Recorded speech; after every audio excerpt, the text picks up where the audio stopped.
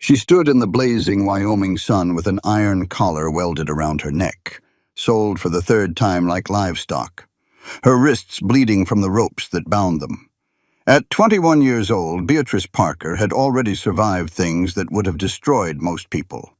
But when a stranger paid $100 for her, more money than most cowboys saw in 3 months, she braced herself for the worst, because men with kind eyes had fooled her before. But then, he did something no man had ever done.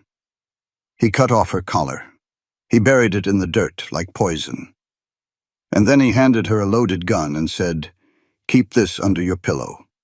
If I ever make you feel unsafe, use it on me." Was this man different? Or was this just another trap dressed in kindness? What happened next will leave you breathless, and remind you that sometimes the deepest scars become the foundation for the greatest love stories. The value. This story is about reclaiming your power after others tried to destroy you. It's proof that your past does not define your future, and that real love is built on respect, patience, and choice, never ownership. If this message speaks to your heart, leave a comment below sharing what freedom means to you. Hit that like button, subscribe, and turn on notifications so you never miss a story that could change your perspective. And if you know someone who needs to hear this today, share it with them. Your support means everything. The sun beat down hard on that iron collar around her neck, and Beatrice Parker had a sinking feeling she was going to die wearing it, just like the animal they had made her out to be. She was standing in the middle of a dusty street in Fort Bridger, Wyoming, back in July of 1872. For the third time in 2 years, she was being sold off like a head of cattle, her wrists rubbed raw and bleeding from the coarse rope that bound them. The last man to own her, a railroad tycoon named Thaddeus Crane, had clamped that very collar on her throat 6 months earlier when she tried to run. He told her she was property and nothing else. But now Crane was in the ground, his heart gave out, and his estate was selling off every last thing he possessed. That included the young woman he had won in a San Francisco gambling den to clear a debt. Beatrice was only 21 years old, but the cold look in her blue eyes could make you think she was ancient. Her dark auburn hair was a tangled mess hanging past her shoulders, and her simple cotton dress was stained with dirt and ripped at the bottom. But the collar was the worst of it. It was a constant, heavy reminder that her life was not her own, that powerful men like Crane could do as they pleased with women who had no family, no one to protect them, and no rights to speak of. She was born in Sacramento to a working woman who passed when Beatrice was just 14, leaving her all alone in a world that had no mercy for young girls. Some crooked saloon owner swore she was on the hook for her mother's debts, and that was the start of it all. From that day on, Beatrice's life was just one sale after another, each one more shameful than the one before. The auctioneer, a man with a big belly and teeth stained brown from tobacco, started listing her good points like she was a horse for sale. $50, a merchant with hungry eyes called out. 60, a rancher shot back, a man whose hands looked like they'd broken things for a living. Beatrice felt a knot tighten in her gut. She thought about running, but her wrists were tied tight, and that collar around her neck told everyone she was property. She knew she wouldn't get more than 10 feet. The laws in this territory were not on the side of women like her. $100. The voice sliced through the noise of the crowd, deep and sure, and it sounded different from all the rest. Folks moved aside, and that's when Beatrice laid eyes on him. He was a tall fella, maybe 26 or 27 years old, with skin browned by the sun and dark hair that needed a trim. He was dressed like a man who worked for a living. He wore dusty denim breeches, a simple blue shirt with the sleeves rolled high, scuffed-up leather boots, and a hat that had seen its share of hard days. But what got her were his eyes. They were a clear hazel, and they looked right at her face. He was not looking at her body or the collar, but at her, like she was an actual person. The auctioneer's face lit up with dollar signs. $100 from Ethan Barrett. Can I get 110? The rancher, who offered 60, just shook his head and turned away. The merchant looked mad enough to spit, but he kept his mouth shut. $100 was a heap of money back in 1872, more than most cowboys saw in 3 months. Going once, going twice, sold to Ethan Barrett for $100. Beatrice felt another piece of her spirit just crumble away. It made no difference that this man had kind eyes. Men with kind eyes could turn into monsters when they had you all to themselves. She had learned that painful lesson more than once. Ethan came forward and laid out the money in gold coins. The auctioneer snatched them up like a hungry chicken. Then Ethan faced Beatrice and took a knife from his belt. She flinched hard, her whole body bracing for a blow. But he did not grab her. Instead, he reached out and carefully sliced through the ropes around her wrists. "Those are going to get infected if we do not clean them," he said, low and quiet, looking at the raw red marks the ropes had made. His voice was softer than she expected. Beatrice just stared, completely confused. Every other man who had bought her had made his power over her clear right away. They had always shown her what she was for, and they had always taken what they paid for. But this Ethan Barrett just stood there, holding his knife, and seemed to be waiting for something she couldn't figure out. "Can you walk?" he asked. She gave a small nod, afraid to use her voice. "My horse is over at the livery stable. We have got a bit of a ride ahead of us." As they made their way through the streets of Fort Bridger, Beatrice felt the weight of that collar on her neck. It scraped against her skin with every step, a cold band of metal that announced what she was to every person they passed. The women stared with either pity or scorn, while the men looked on with curiosity or contempt. She kept her gaze fixed on the dirt, just following the dust from Ethan's boots. At the stable, he had 2 horses already saddled up and waiting, a big chestnut gelding for him and a smaller bay mare. He nodded toward the bay mare. "You know how to ride?" "Yes," Beatrice managed to say, her voice scratchy from not being used. Crane never let her speak unless he spoke to her first. "Good. My ranch is about 15 miles from here. We ought to make it there before the sun goes down." He gave her a hand up onto the saddle, his touch businesslike and nothing more. Then he swung himself up onto his own horse. They rode out of Fort Bridger, pointing northeast, and Beatrice tried to burn the trail into her memory just in case she got a chance to run. The Wyoming country rolled out forever in every direction, with hills covered in sagebrush and tall grass, and mountains standing guard way off in the distance. The sky was so big it made her feel tiny, but it also felt free in a way she had not known for years. They rode without a word for more than an hour. Beatrice's mind was spinning with all the terrible things that could happen. Maybe Ethan Barrett was just waiting to show his true colors. Maybe he was taking her way out into the middle of nowhere so nobody could hear her if she screamed. Maybe he was the kind of man who liked to act gentle at first, just before he turned mean. At last, as the sun began to dip down low, painting the sky with streaks of orange and pink, Ethan slowed his horse to a walk. Beatrice did the same, every muscle in her body pulled tight with worry. "That collar," Ethan said, not even looking over at her. "Was it Crane who put that on you?" Beatrice's hand flew to her throat without thinking. "Yes." "Does it have a lock?" "No. It is welded together." Ethan was quiet for a second, and she saw the muscle in his jaw clench. "When we get to my place, I am going to cut it off. I am telling you this now so you will not be scared when I come at you with the metal cutters." Beatrice felt like the air had been knocked out of her. Why? Because no human being should be forced to wear a collar like an animal. His voice was hard with an anger she knew was not meant for her.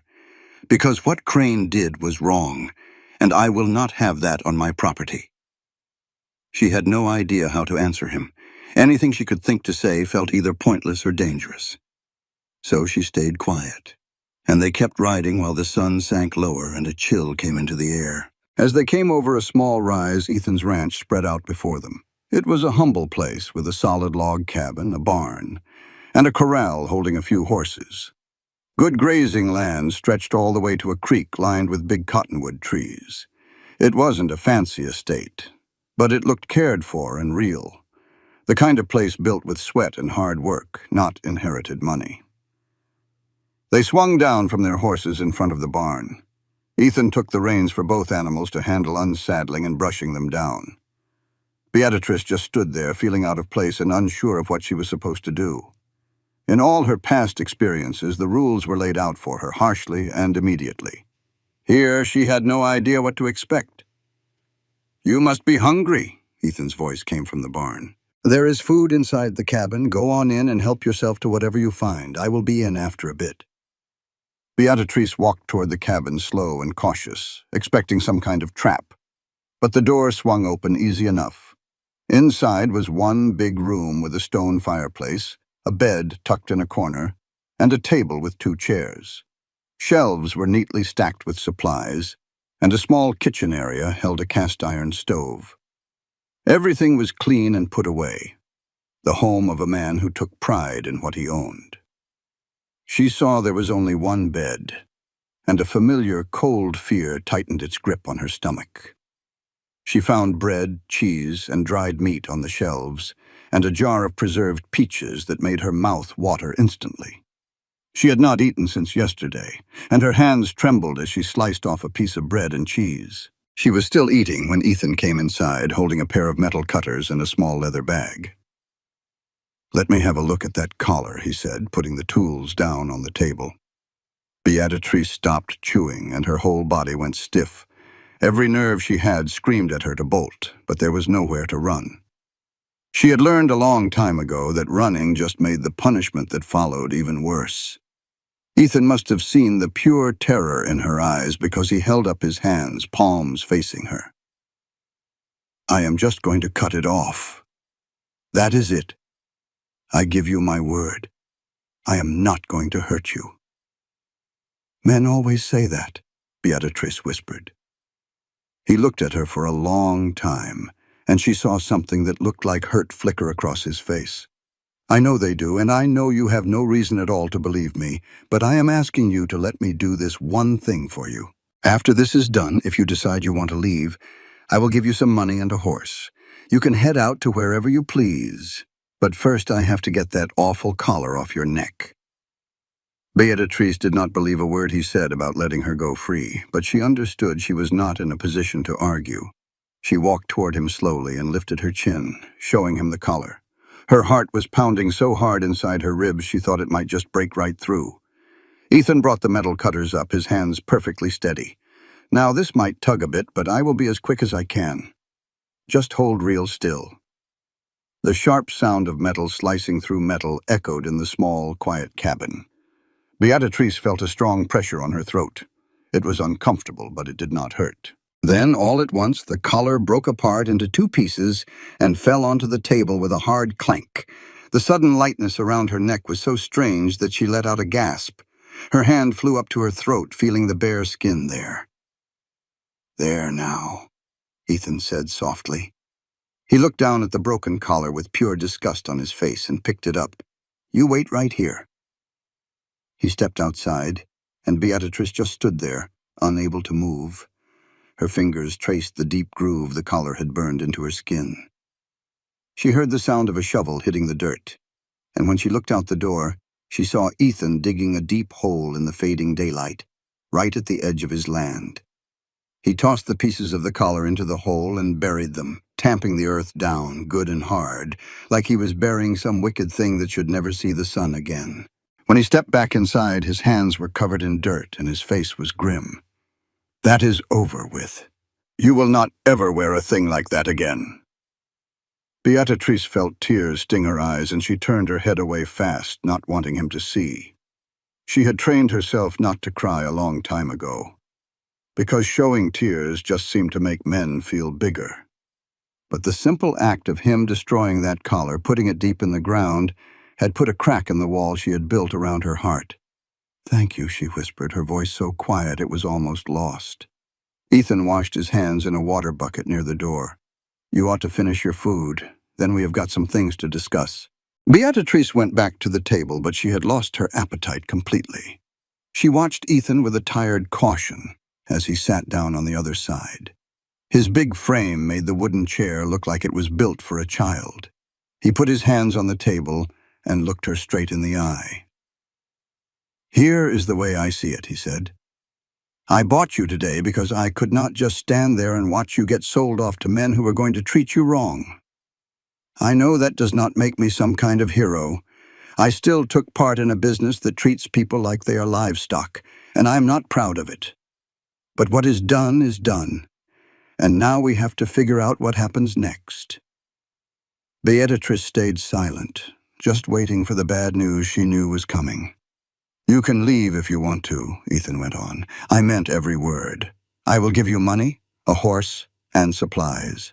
And you can head to California or go back east or anywhere you think you might find a chance for a good life. But I'm going to be honest with you. It is a hard road for a woman out here on her own. You know that better than I do." "What is the other choice?" Beatrice asked, her voice empty of feeling. "You can stay right here. I need another hand to help me run this ranch. It is tough work, and I cannot pay a whole lot. But you would have a roof over your head, plenty of food, and I give you my solemn word I will never lay a hand on you in any way you do not want. You would be working for wages, like any other hand, not a slave, not property, but a person." Beatrice looked hard at his face, searching for the lie. Men always lied about what they wanted, but Ethan's hazel eyes were steady and clear, and the set of his jaw seemed to speak of an honest man. She wanted so badly to believe him, but believing was a kind of luxury she could not afford.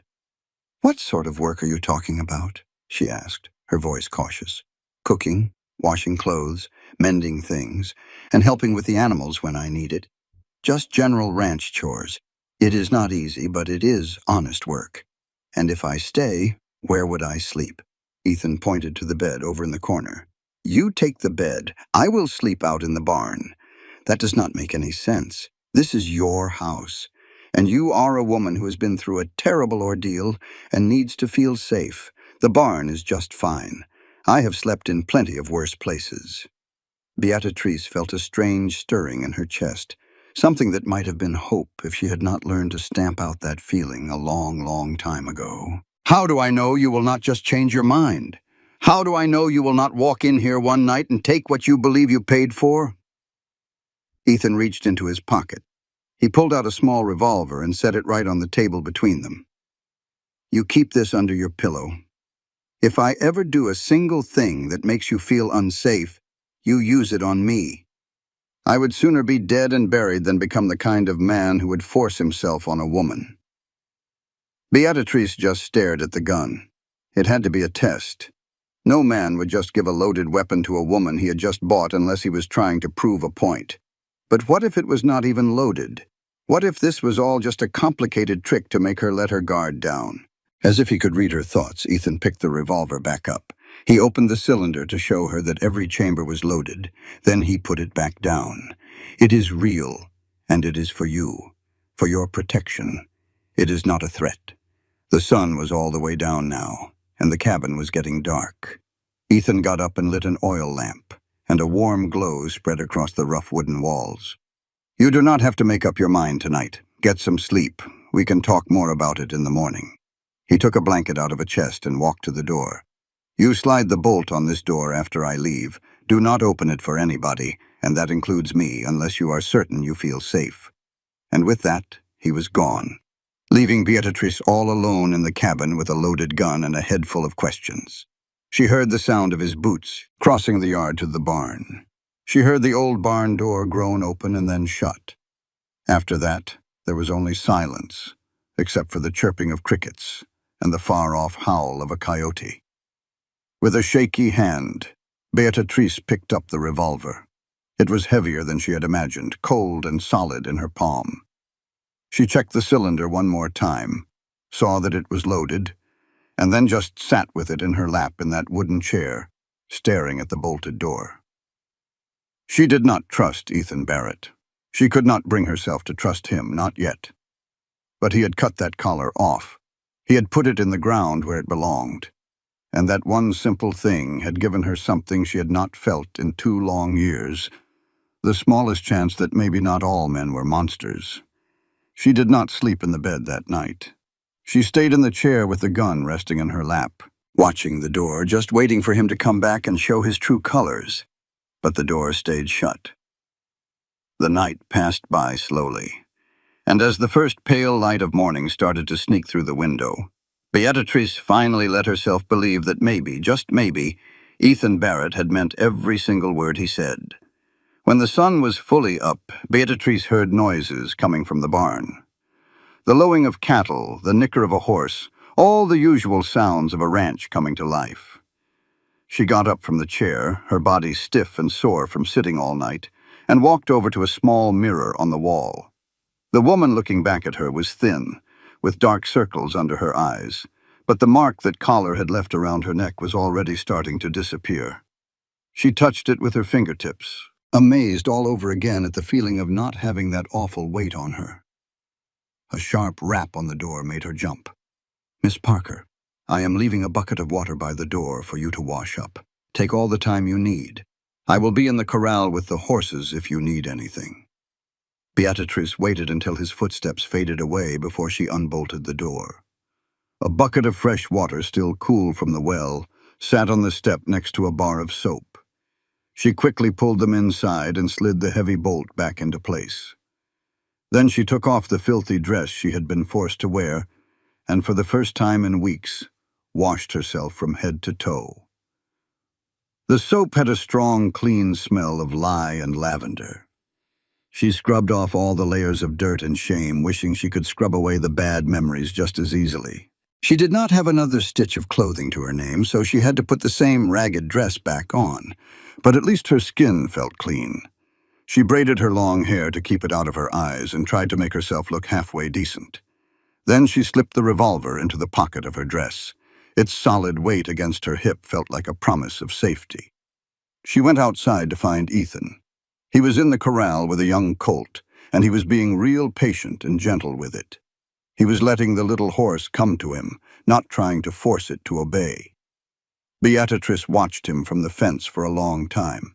He moved with a quiet confidence, and when the colt finally let him touch its neck, he rewarded it with a kind word and a slice of apple he pulled from his pocket. "You are good with horses," Beatrice said. Ethan looked up, and his face showed a little surprise to see her there. "Horses are honest critters. You treat them right, they will give you their whole heart.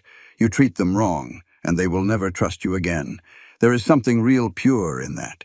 Is that why you treat people the same way?" A small smile touched his lips, the very first one she had seen from him. It changed his whole face, made him look younger, and not quite so worn down by the sun and the work. "I try to. I do not always get it right, but I do try." Beatrice climbed over the fence and walked toward him, slowly, the same way he had walked toward the horse. "I have made up my mind to stay, for a while at least, but we need to have a clear understanding. All right, I will do the work you set out for me, and you will pay me a fair wage. Real wages that I can save. You do not touch me. You do not come into the cabin without knocking. And if you break any of those rules, I leave or I use this." She patted the pocket where the gun rested. "Agreed." Ethan held out his hand. "Do we have a deal?" Beatrice looked at his outstretched hand for a long moment. Shaking hands was what partners did, what equals did. She could not remember the last time someone had offered to shake her hand like she was a real person. Slowly, she reached out and clasped his hand. His grip was warm and calloused and firm without being crushing. "Deal," she said. And so Beatrice Parker began a new life at the Barrett Ranch. The work was hard, just as Ethan had promised. She woke before dawn to start breakfast, spending hours cooking over the wood stove, learning to bake bread in the Dutch oven, preserving vegetables from the small garden behind the cabin. She washed clothes in the creek, scrubbing until her hands were raw, hanging everything to dry on a line strung between cottonwood trees. She mended torn shirts and pants by lamplight, learning to make neat, tiny stitches that would hold under hard use. But it was honest work, and that made all the difference. When Ethan asked her to do something, it was a request, not a command. When she made mistakes, as she often did in those first weeks, he corrected her with patience rather than anger. And true to his word, he never touched her beyond the occasional accidental brush of hands passing dishes at mealtime, always accompanied by a quick apology. He slept in the barn even when the nights grew cold, and Beatrice knew he would be more comfortable in the cabin. She heard him moving around sometimes in the early morning hours, feeding the animals before she had even risen, working himself to exhaustion day after day. She wondered what drove him. What had made him the kind of man who would spend his hard-earned money to buy a woman just to set her free? One evening in late August, after they had finished supper and were sitting on the porch watching the stars emerge, Beatrice finally asked him, "Why did you do it? Why did you buy me?" Ethan was quiet for so long she thought he might not answer. Then he said, "I had a sister. Her name was Emily. She was 2 years younger than me, smart as a whip, beautiful, full of life. When I was 20 and she was 18, our parents died of cholera. We had no money, no family to take us in. I tried to find work, tried to keep us fed, but it was not enough. Emily got a job in a saloon to help make ends meet, and I thought that would be fine. I thought I could protect her." His voice grew rough. "I was wrong. The saloon owner started making demands, said she owed him money for her room and board. Before I understood what was happening, he had sold her contract to a man heading to San Francisco. I tried to stop it, got into a fight with 3 of the owner's men, and they beat me so badly I was unconscious for 2 days. By the time I could stand again, Emily was gone. I never saw her again." Beatrice felt tears sting her eyes. "What happened to her?" "I do not know. I searched for 5 years, went to San Francisco, asked questions, followed every lead. But she had disappeared into that world where women vanish and nobody cares enough to look for them. I think she is probably dead. And I think she died believing I abandoned her when she needed me most." "That was not your fault," Beatrice said softly. "Maybe not, but I could not save her. So, when I saw you standing in that street wearing a collar like an animal, I saw Emily, and I knew I could not walk away. I had to at least try to save one person, even if I was too late to save my sister." They sat in silence for a long time after that. 2 damaged people watching the stars wheel slowly across the Wyoming sky. Beatrice felt something shift inside her, a subtle rearrangement of her understanding. Ethan Barrett was not rescuing her to be a hero. He was trying to atone for a failure that was not his fault, trying to make sense of a world that had stolen someone he loved. "I am sorry about Emily," Beatrice finally said. "I am sorry about whatever happened to make you so afraid of trusting people. It was not one thing, it was 1,000 things. You do not have to tell me unless you want to." But surprisingly, Beatrice found that she did want to tell him. So she did, sitting there in the darkness where she could not see his face clearly enough to watch his judgment form. She told him about her mother's death, about the saloon owner who had claimed false debts, about being sold the first time to a merchant who had used her brutally and then tired of her. She told him about the second man, a gambler who had won her in a card game and kept her locked in a room for 6 months. And she told him about Thaddeus Crane, who had seemed civilized on the surface, but had been the cruelest of all, a man who had enjoyed breaking her spirit as much as using her body. When she finished, her voice was hoarse and her hands were shaking. But Ethan did not look at her with pity or disgust. He looked at her with respect, as though she had revealed something brave, rather than shameful. "You survived," he said simply. "That takes strength most people do not have. Some days, I am not sure survival was worth it. But you are here. You are free of that collar, and tomorrow, you can decide what kind of life you want to build. That is worth something, is it not?" Beatrice thought about that as she went inside to sleep that night. For the first time since she could remember, she laid down in the bed instead of sitting watch in the chair. She kept the revolver under her pillow, but she allowed herself to close her eyes and drift into something approaching genuine sleep. The weeks started to melt into months, and a natural rhythm grew between Beatrice and Ethan. They worked alongside each other like 2 parts of the same machine, knowing what the other needed, splitting up the chores without even having to talk about it. She got to know the pace of ranch life, how the seasons told you what work needed doing, and how the land itself demanded respect and hard work. He taught her how to be a better rider, how to shoot straight, and how to track a deer through the brush. She taught him that food could be more than just something to fill your belly, cooking meals that made him close his eyes and savor every bite. In the evenings they would talk, sharing bits and pieces of their pasts and their hopes for what was to come. Beatrice found out that Ethan had been a soldier for a short while during the Civil War, fighting for the Union side until a wound in his leg sent him packing. He took his army pay and added it to years of savings to buy this piece of land, building every single thing on it with his own 2 hands. His dream was a simple one: to have a ranch big enough to raise a family, to live an honest life, and to never be beholden to any man. Beatrice felt herself starting to soften toward him in ways that scared her to death. She started seeing things she had trained herself to ignore, like the way his eyes crinkled up at the corners when he smiled, the sheer strength in his hands as he worked, and the gentle tone he used when he spoke to the animals.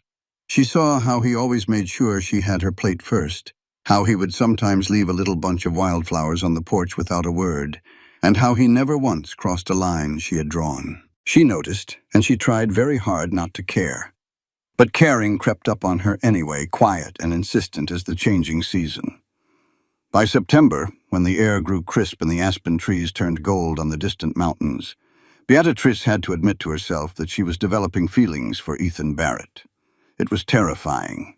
Every man she had ever cared about, even a little, had betrayed that trust. But Ethan kept being exactly who he claimed to be: honest, kind, patient, and utterly without expectations of her beyond the work they had agreed upon. One evening in early October, a storm rolled in suddenly, the way storms did in Wyoming. The temperature dropped 20 degrees in an hour, and rain lashed the ranch in cold sheets. Beatrice was in the cabin preparing supper when lightning struck close enough to rattle the windows. She looked out and saw Ethan in the barn, but she knew the barn roof leaked in several places. He would be soaked and freezing all night. She made a decision. She walked out into the rain, getting drenched immediately, and ran to the barn. Ethan looked up in surprise when she burst through the door, water streaming from her hair and clothes. "What are you doing out here?" "You will catch your death. So will you. That roof leaks like a sieve, and it is going to be near freezing tonight. You need to come inside." "Beatrice, we talked about this. You need your space. I need you not to die of pneumonia because you are too stubborn to come in out of the rain." "I am not a child, Ethan. I can handle you sleeping on the floor by the fireplace without falling apart." He looked like he might argue, but another crack of lightning made the decision for him. They ran back to the cabin together, and once inside, Beatrice threw him a blanket. "Get out of those wet clothes before you freeze. I will turn around." She busied herself at the stove, stirring the stew she had been making, listening to the rustle of fabric as Ethan changed into dry clothes. When she turned back around, he was wrapped in the blanket, his wet things hanging by the fireplace to dry. His hair was still wet, and he looked younger right then, more open in a way she had never seen before. "Thank you," he said in a quiet voice. They ate their supper in a silence that was not exactly comfortable, but it was not uncomfortable either. It was just filled with something that neither one of them had a name for yet. Outside, the storm kept on howling, but inside that little cabin, it was warm and dry and full of a peaceful, homey feeling that Beatrice had never known in her life. This, she thought, is what it feels like to be safe. She finally understood this was what it meant to share a roof with someone who had no intention of ever hurting you. After they ate, Ethan made a bed for himself on the floor by the fireplace, using his saddle as a pillow. Beatrice lay down in the real bed. She watched the fire dance on the ceiling and listened to the steady rhythm of rain on the roof. Sleep was a long way off. Her mind just wouldn't settle down. She couldn't stop thinking about the man on her floor, about how he wasn't like any other man she'd ever known. She spoke his name into the quiet dark. "Ethan, how come you never got married?" He was silent for a good long while. "I was close one time before the war. with a girl named Sarah from the next farm over. But I came back with this wound, and she'd gone and married somebody else. It made me mad at first, but looking back now, I reckon she did me a favor. We wanted different things out of life. She wanted to be comfortable and safe. I wanted something more, even if I couldn't put a name to it back then. What is it you want now? A partner, I suppose, someone to build a life with, not a person to look after or tell what to do. Someone who chooses to be there, not because folks or money say they have to. Maybe that's wanting too much. Beatrice's heart started pounding inside her chest. I don't think that's asking for too much at all. She heard him shift his weight on the floorboards. What do you want, Beatrice? It was the first time he'd ever asked her such a thing, and it hit her that nobody had ever asked her what she wanted before. I want to never belong to anyone again. I want to make my own choices. And I want, she paused, scared to even say the words out loud. I want to know what it feels like to be with a man because I choose it, not because I've got no other way to survive. That makes all the sense in the world, Ethan said, and she could hear in his voice that he truly understood. You deserve that. You deserve every bit of that. The storm finally wore itself out through the night, and the morning came all clean and bright. Ethan went back to his bed in the barn, but something between them had changed for good. The air felt thick with what could be, and Beatrice found herself watching him more and more, wondering how it might feel to touch him, not because she had to, but because she wanted to. She tried to shove those thoughts aside. She wasn't ready. She might not ever be. The hurt done to her went down to the bone. The scars felt like they'd last forever. But the thoughts kept returning as sure as the seasons turning. One evening in late October, 3 men on horseback rode onto the Barrett Ranch right as the sun was dipping low. Right as the sun was setting, Beatrice was hanging out the last of the laundry when she saw them coming. Something about the way they sat their horses made her hand go right to the revolver she'd taken to carrying in her apron pocket. She walked fast over to where Ethan was mending a fence post. "We've got company," she said, her voice low. "And they don't look like the friendly kind." Ethan stood up straight, his face turning hard. "You get inside and bar the door. Don't you come out unless I call for you. Ethan, please." "Beatrice, you're going to have to trust me on this one." She wanted to argue, but the look he gave her made the words die in her throat. She went into the cabin but stood right by the window where she could see and hear everything. Her fingers wrapped tight around the revolver, and she checked to make sure it was loaded and ready to fire. The 3 riders swung down from their horses in the yard. They were rough men, the sort who lived on the shady side of the law. The man out front had a scarred face and cold eyes, and he looked over the ranch like he was sizing up what he could steal. "You must be Ethan Barrett," the scarred fella said. "I am. What can I do for you, gentlemen? We heard you bought yourself a woman back in Fort Bridger a few months ago. One with dark hair wearing a collar. That a fact?" Beatrice's blood turned to ice. They were here for her. Somebody had sent them to get back what they thought was their property. "I bought a woman's contract, that's true," Ethan said, choosing his words with care. "What business is it of yours?" "Jackson Crane seems to think it is his business. He's the nephew of the man you bought her from, and he says you had no right to acquire property that should have gone to the family. He wants the woman back. Says he'll give you what you paid and $20 for your time. The woman is not for sale. That's not a smart answer, friend. Jackson Crane is not a man you want to make an enemy of. I don't give a damn who Jackson Crane is. The woman is staying here." The scarred man's hand drifted down toward his pistol. "Maybe you didn't hear me clearly. This ain't a discussion." Ethan's body shifted just a little, and Beatrice knew that stance. It was the look of a man ready for a fight. "Get off my land. Now. We'll be leaving when we get what we came for." Everything happened in a blur after that. The scarred man pulled his gun, but Ethan was quicker. His bullet hit the man in the shoulder, sending him spinning. The other 2 were reaching for their own guns, and Beatrice stopped thinking. She flung the cabin door open and fired 2 shots. Her bullets chewed up the dirt right at the second man's boots, making him jump back. "The next one's going in your chest," she yelled, surprised at how steady her voice sounded. "Drop your guns and get to riding, or I swear to God I will kill you where you stand." The two men who weren't shot looked at each other, then at their partner clutching his bloody shoulder, and then at Beatrice standing in the doorway holding a smoking revolver. This was not what they had planned for. They let their guns fall, dragged their wounded friend back onto his horse, and took off at a full gallop. They vanished into the growing darkness.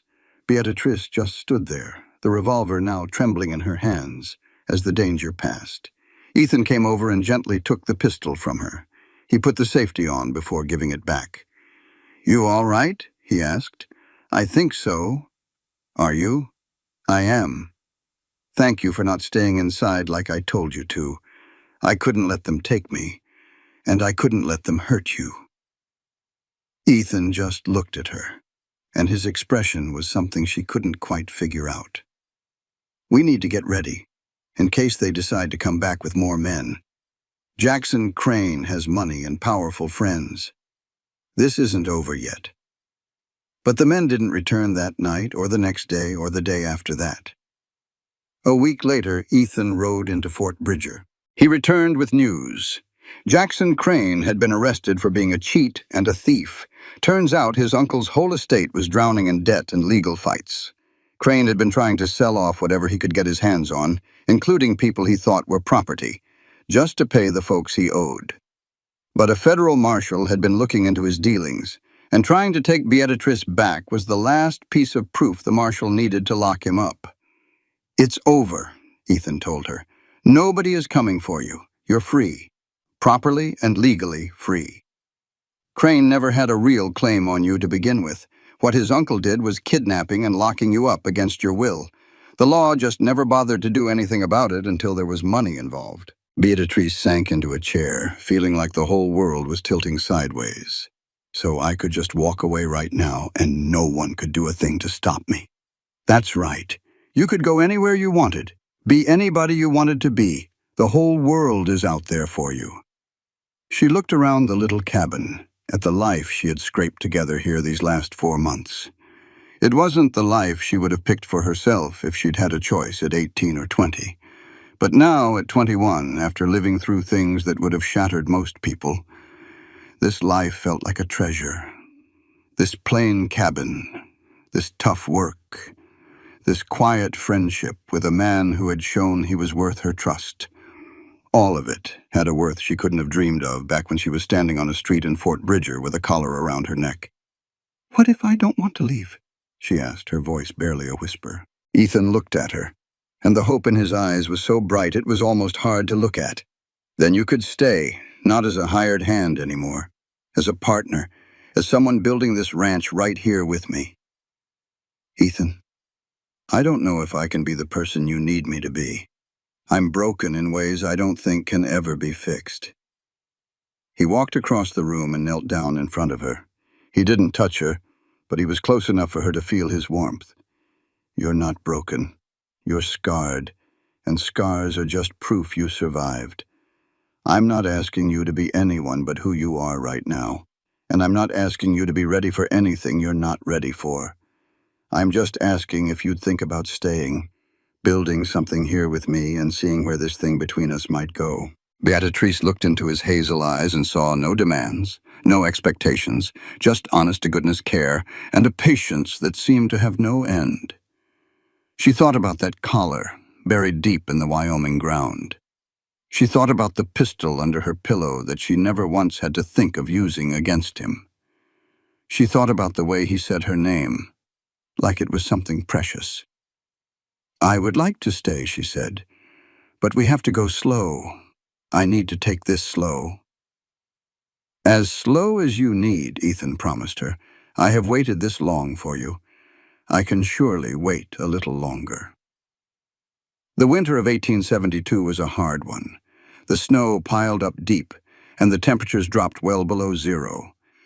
Beatrice and Ethan worked side by side to keep the ranch going, feeding the animals, chopping ice from the water troughs, and keeping the little cabin warm. They settled into a daily life that was quiet and comfortable, and little by little Beatrice let herself get just a bit closer to him.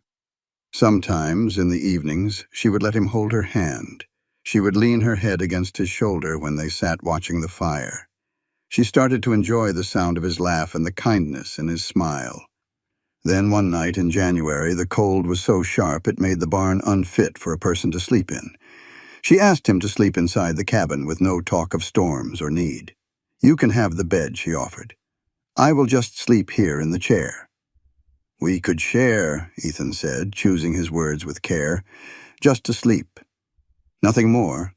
I can stay on top of the blankets if it makes you feel better. But it is cold, and it does not make a bit of sense for both of us to be uncomfortable when that bed is more than big enough for two people to sleep with decency." It was a big chance to take. Every part of Beatrice was screaming that this was how trouble began, how walls came down, how bad things found their way in. But she was just so tired of being afraid. She was tired of letting what happened before decide what would happen next. And more than anything else, she knew she could trust Ethan Barrett. "All right," she said. That night, they lay in the bed with a careful amount of space between them, and both were still fully dressed. Beatrice was so wound up she felt like she might just break into pieces. But Ethan did exactly what he said he would do. He lay perfectly still. His breathing was steady and slow, and he did not make a single move toward her. And slowly, as the hours went by, and nothing bad happened at all, Beatrice felt the tension leave her body. She moved a little bit closer, just a touch, and could feel the warmth coming from him. She let her hand come to rest near his so their fingers were almost touching. "Is this all right?" she whispered into the quiet. "This is perfect," Ethan whispered back to her. And it was. It was perfect in a way Beatrice had never known. It was a quiet closeness with no expectations. It was sharing a space without any demands being made. She fell asleep just like that, near enough to touch, but not touching, and feeling safe enough to finally rest. After that night, they often shared the bed, and Beatrice found parts of her heart healing in ways she never thought they could. A simple touch became something she could welcome instead of just getting through. Being close became something she could actually want instead of something to fear. And slowly, carefully, she started to picture a life where being close with someone was not just something to be tolerated, but something to be desired. Spring came to Wyoming in a burst of wildflowers and new green grass, and it felt like the whole ranch was waking up from a long, deep sleep. Beatrice planted a bigger garden, putting seeds for vegetables and herbs into the ground, working the soil with her own two hands, and feeling a connection to the earth she had never felt before. Ethan bought more cattle and made the herd larger, talking about what he planned for the future, as if it was a sure thing that Beatrice would be a part of it all. One evening in May, as they sat and watched the sunset paint the whole sky with shades of pink and gold, Beatrice turned to Ethan and said, "I think I'm ready." "Ready for what?" "Ready to be with you. To really be with you. Not because I have to, and not because I owe you a single thing, but because I want to. Because I love you." The words just hung there between them in the evening air, feeling precious and delicate. Ethan looked at her with a sense of wonder, like she had just handed him something more valuable than gold. "Are you sure?" he asked her. "There is no hurry at all. I can wait as long as you need me to. I am sure. I have never been more certain of anything in my entire life." Ethan got to his feet and held out his hand, and Beatrice took it without hesitating. They walked into the cabin together, and for the very first time in her life, Beatrice knew intimacy as something truly beautiful. Ethan was patient and so gentle, always checking to make sure she was comfortable, letting her set the speed and the rules. And when she cried after, he just held her close and understood that her tears were for letting go, for the sorrow of all she had lost, and for the joy of what she had now found. "I love you too," he said softly into her hair. "I have loved you since that first day I saw you standing on that street, refusing to let them crush your spirit. I will love you for the rest of my days." They were married in Fort Bridger on a bright, sunny day in June of 1873, with just a few local friends there to see it. Beatrice wore a simple blue dress she had made herself, and Ethan wore his best suit, which was still a bit worn and patched up, but it was clean. The ceremony was short, and the party afterward was small, but when Beatrice spoke her vows, she meant every last word. She was choosing this man, this life, and this future, and making that choice felt like taking back a piece of her own soul. Their life together was not an easy one. The ranch needed work all the time, and there were some tough years when the prices for cattle fell or the weather turned harsh. But they handled everything side by side, as true partners. Beatrice found out she had a real talent for handling the ranch's money, keeping perfect records, and making smart choices about when to buy and when to sell. Ethan found out that having someone to share the load with made even the hardest days feel manageable. In the spring of 1875, Beatrice found out she was pregnant. The news filled her up with a mix of pure happiness and deep fear. She had never believed she would have children, had never thought she would find a man she could trust enough to build a family with. But as her belly started to grow and Ethan hovered over her with gentle concern, she found herself looking forward to the future in a way she had never let herself before. Their son was born in December of 1875, a strong, healthy baby boy with Ethan's hazel eyes and Beatrice's dark hair. They named him Samuel after Ethan's father, and Beatrice fell in love with her child so deeply it almost hurt. Holding Samuel in her arms, she understood in her bones what it meant to want to protect someone, to give every single thing you have to make sure they are safe and happy. Ethan was a loving father, taking his turn walking the floor with Samuel when he cried in the night, changing diapers without a word of complaint and talking to the baby in a soft voice that made Beatrice's heart ache with love. Watching him with their son, she was amazed at how different he was from any other man she had ever known. His strength was in how gentle he was, his power was in his kindness. 2 years later, in 1877, their daughter was born, a little girl they named Elizabeth after Ethan's sister, Emily. She looked like a tiny copy of Beatrice with the same blue eyes and determined chin.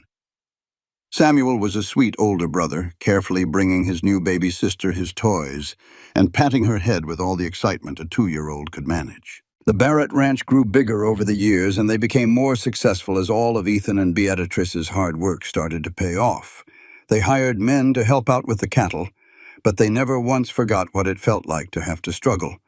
They paid good wages and treated their workers with respect, and because of that, they earned loyalty and hard work in return. In 1880, when Beatrice was 29 and Ethan was 34, they finally saved up enough money to build a bigger house, a real 2-story home with separate bedrooms for the children and a kitchen that was not small and dark. But before the builders got started, Ethan took Beatrice out to the spot where he had buried her collar all those 8 years ago. "I want to build the new house right here," he said, "right on top of the place where we buried the very worst part of your past.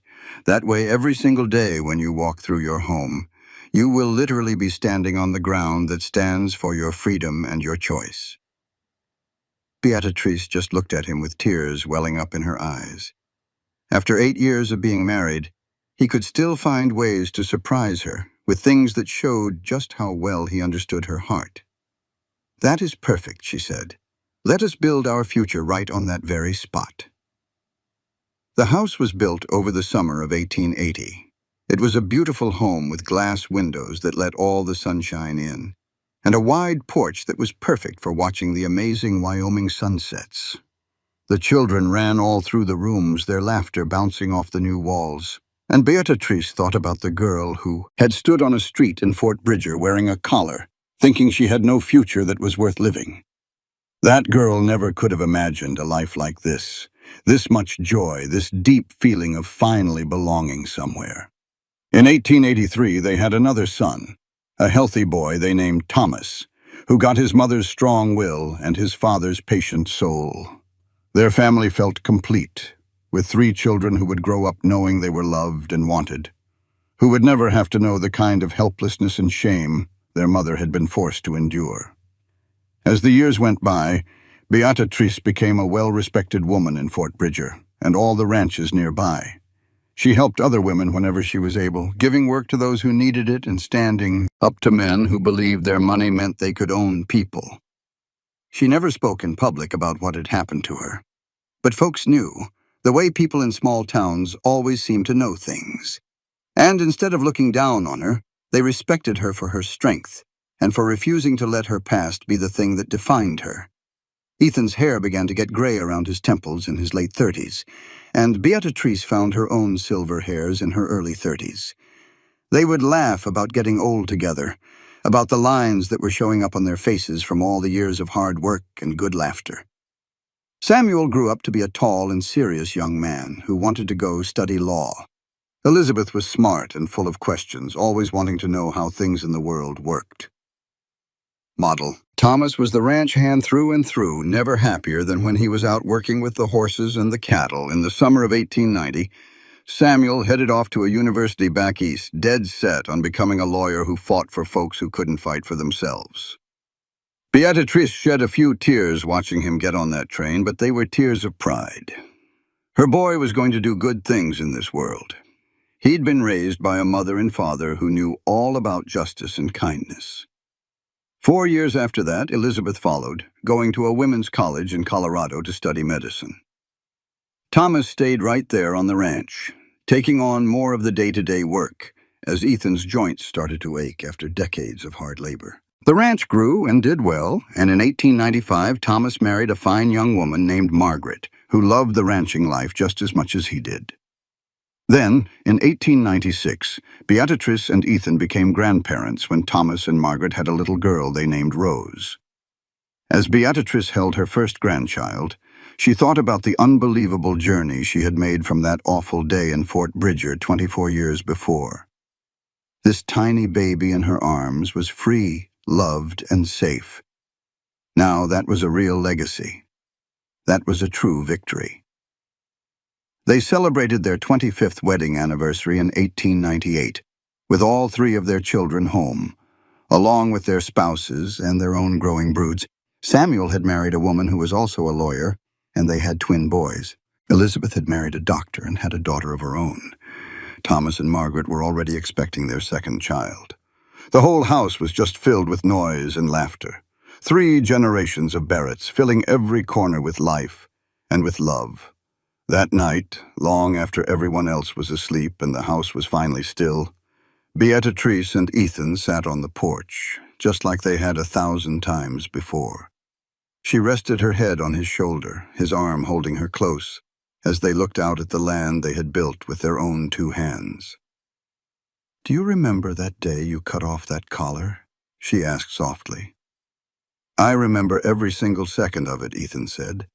"I remember thinking you were the bravest soul I had ever laid eyes on, standing there scared to death but refusing to let them break you. I remember thinking you were probably just putting on an act, that you would end up being just like all the others. What was it that made you finally decide to trust me? You buried the collar deep in the ground. You did not just toss it aside. You buried it like it was some kind of poison that had to be put down for good. That is when I started to think that maybe, just maybe, you were different." Ethan pulled her in a little closer. "That was the best $100 I ever spent. I was never worth $100. You were worth every penny I had. You still are." They sat there in a comfortable quiet, watching the stars pop out one by one in the endless Wyoming sky. Beatrice thought about the girl she used to be and the woman she was now. The road between those 2 people had been long and full of pain, but Lord, it had been worth it. She had made it through. She had healed. She had loved someone and been loved right back. She had built a family and a future that would be there long after she was gone. The collar that Thaddeus Crane had locked around her neck was still buried somewhere under the foundation of their home, put deep in the Wyoming dirt, where it could never harm another soul again. And every single day, Beatrice walked right over that spot, stood right over that ugly symbol of her past, and lived a life that was not defined by what was done to her, but by the woman she had chosen to be. She was once someone's property, but she had made herself free. She was once broken, but she had put herself back together. She was once all alone, but she had found a true partner, And through every bit of it, Ethan Barrett had stood right there with her. He was not her savior, he was her partner. He was not her owner, he was her equal. He did not demand her love, but earned it day after day and year after year, with patience and kindness and a respect that never once faded. "I love you," Beatrice said, and the words were just as true in 1898 as they were back in 1873, when she first dared to say them. "I love you too," Ethan answered, "for the rest of my days and whatever might come after that." And right there, on the porch of the house they built over buried chains, surrounded by the family they made and the life they chose, Beatrice Parker Barrett was at last completely and truly free. The cowboy had cut off her collar and buried it deep, but what he truly gave her was something so much more precious. He gave her the chance to find out who she could be when she was no longer a thing that men had made her. And she had become someone amazing, not in spite of her scars, but because of them. Her past did not break her. It shaped her, and in the end she rose above it. Their love story was not about a rescue.